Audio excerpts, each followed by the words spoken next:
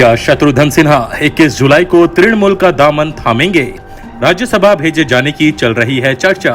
तृणमूल कोटे की 2 सीटें हुई हैं खाली। बीसीसीआई अध्यक्ष सौरभ गांगुली को एक सीट पर बिठाने की चर्चा।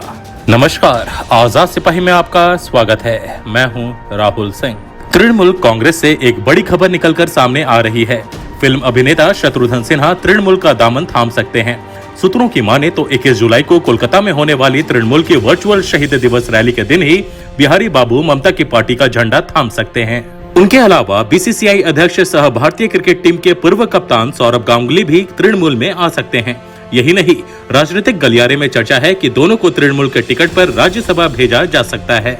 बंगाल विधानसभा चुनाव में भाजपा को करारी शिकस्त देकर प्रचंड जीत के बाद तृणमूल कांग्रेस सुप्रीमो ममता बनर्जी अब 2024 लोकसभा चुनाव की तैयारी में जुट गई हैं। सूत्र बताते हैं कि तृणमूल भाजपा के घोर विरोधी नेताओं को अपने खेमे में शामिल करने की रणनीति पर काम कर रही है। यह उसी का हिस्सा बताया जा रहा है। शत्रुघ्न सिन्हा के बंगाल की मुख्यमंत्री ममता बनर्जी के साथ बेहद अच्छे संबंध हैं। ममता की तीसरी बार मुख्यमंत्री बनने पर शत्रुघ्न सिन्हा ने उन्हें शुभकामनाएं भी दी थी।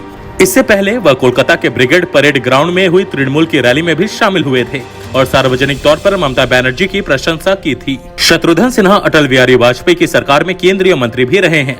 पिछले लोकसभा चुनाव में भाजपा से टिकट नहीं मिलने पर शत्रुघ्न सिन्हा कांग्रेस में शामिल हो गए थे। वह पटना साहिब से भाजपा के वरिष्ठ नेता रविशंकर प्रसाद के खिलाफ चुनाव लड़े थे। हालांकि उन्हें हार का सामना करना पड़ा था। वह पिछले कई वर्षों से भाजपा के खिलाफ मुखर रहे हैं। ममता बनर्जी उनके लंबे राजनीतिक अनुभव को अपने पार्टी के काम में लगाना चाहती हैं। उधर मुख्यमंत्री ममता बनर्जी पिछले दिनों सौरभ के 49वें जन्मदिन पर कोलकाता के बेहला इलाके में स्थित उनके निवास गई थी। इसके बाद से ही सौरभ के तृणमूल में शामिल होने की चर्चा चल रही है। सूत्रों के मुताबिक ममता ने सौरभ से इस बारे में बात भी की है। हालांकि ममता या सौरभ दोनों में से किसी ने अभी तक इस बारे में सार्वजनिक तौर पर कुछ नहीं कहा है।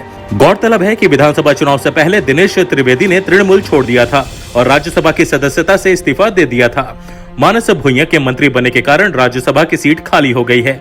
इस तरह राज्यसभा में तृणमूल की 2 सीटें खाली हो गई हैं। ममता इनमें से एक सीट सौरभ गांगुली और एक पर शत्रुघ्न सिन्हा को बिठाना चाहती हैं।